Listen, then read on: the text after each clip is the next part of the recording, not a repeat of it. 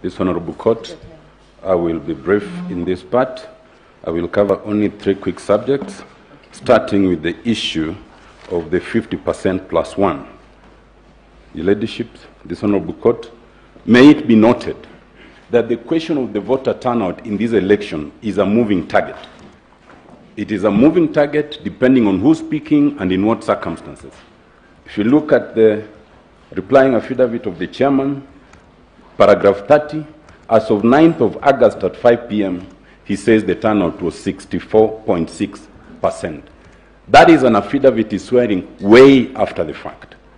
The Director of Elections of that same date, at that same time, in paragraph 21, that is Moses Sunkuli, says it was 56.17 at that same time, looking at the same Kimskit.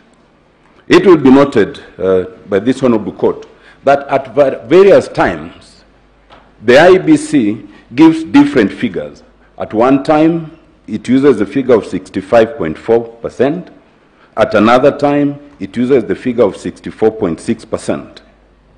It is our submission, my lords, my lady, that the premise upon which IBC proceeds is wrong, and that the reason for this moving target is so as to manipulate the question voter turnout, to come to a conclusion that the 9th respondent met the constitutional threshold when they didn't. I wish to submit, Your Ladyship, my lords, that Article 138 is very clear, and the total number of registered voters must be specified, and that is the denominator. The IBC did publish a Gazette notice that confirms the exact number of registered voters and gives it as 22,120,458. In this court, using what they say is the turnout per the Kimskit, the figure they are seeking to use is 22,005,541. We wish to submit, Your Ladyship, my lords, that that premise is problematic. The common denominator to be used is the voter turnout as published in the Gazette, not the voter turnout as per the Kimskit, which ends up with a moving target. We wish to submit, Your Ladyship, my lords, that not only is it true that the target is moving, if you look at all the permutations, and this is in the supplementary affidavit of Dr. Edgar Otumba, if you take any of the scenarios and you use any of them, and we will submit, we have submitted this for ease of reference, because Dr. Otumba covers is between paragraph 5 and paragraph 30, and puts all those graphs. By whichever permutation, none of the candidates then achieves 50% plus 1. Whether you use, remove rejected votes, you add rejected votes, whatever permutation, and there are 7. We wish to submit, Your Ladyship, my lords, that you then need to come to the conclusion that even though they try to take time to tamper with the voter turnout, they do not achieve that target. The last point on that. Why is it wrong to use the vote turnout as per the so-called Kimskit? Other than the fact that it's unlawful, it is also illogical. We have 46,229 polling stations. If you are to rely on the Kimskit, and all 42,298 Kimskits failed, and in only one in one polling station functioned, then it means that if the 700 voters in that polling station voted, the IBC will be telling us that the voter turnout is 100%. That would be the logical consequence of that narration. That cannot be. The voter turnout cannot be something that depends on the interpretation of the IBC at its convenience. It must be the denominator as a percentage of the total registered voters. My second point, my lords, my lady, and I do not want to go too much into this, the question of the infrastructure, what the IBC called the impregnable military style infrastructure, I think it's been demonstrated that it was certainly not at a military grade. It might be important to note, Your Ladyship, my lady, that the one question they failed to answer was why was there stoppage of the streaming of the results at Bomas. They have not answered that, because that military grade infrastructure was obviously compromised. My lord, my lady, we say that it is bad to have a sovereign institution that is captured by the state, but it is worse to have one that is captured by foreigners. We submit that is the position in this one. Your Ladyship, my lord, the question here, and that's my third and last point, is really very simple. And it's a question that draws directly from Article 138(3)(c) of the Constitution.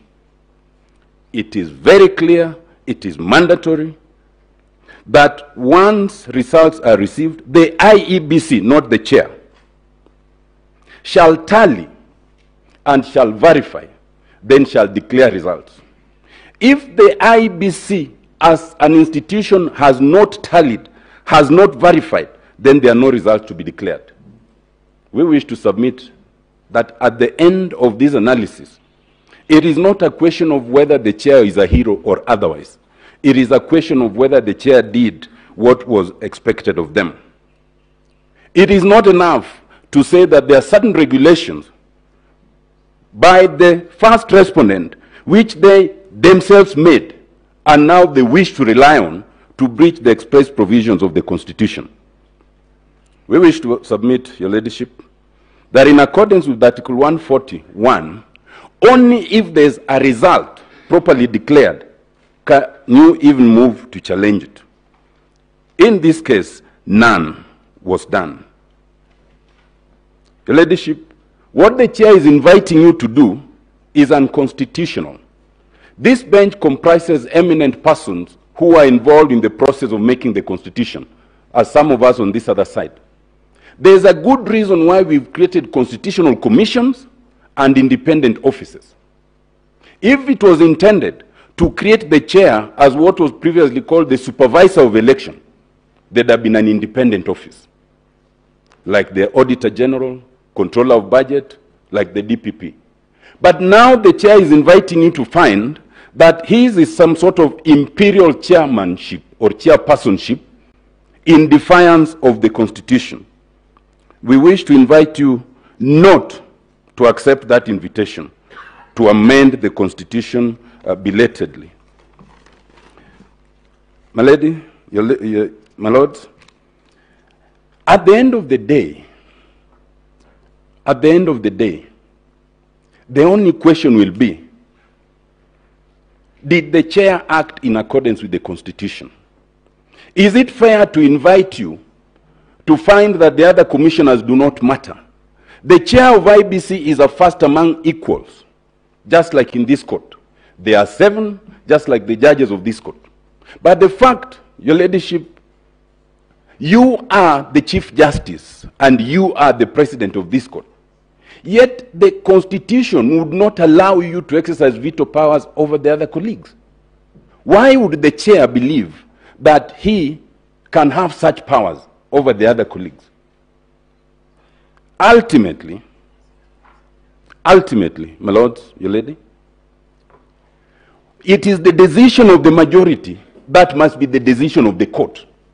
And similarly to the IEBC, as we are here today, the decision of the IEBC is that the match that was being played was stopped by the referee. If it was in court, it would be a mistrial. By their own admission, they have said that things happened which should not have happened, and therefore it was not complete. My lords, my lady, in 2017, this court made history by nullifying the first presidential election in this continent, and I think only the second known to me in the world. In this year, it is the IEBC that is making history. It is the first electoral body to concede that they did wrong. I want to submit, my ladies, my lords, that you cannot override that decision by IBC itself because it's made by the majority. I wish to stop there for now. Thank you, my lord.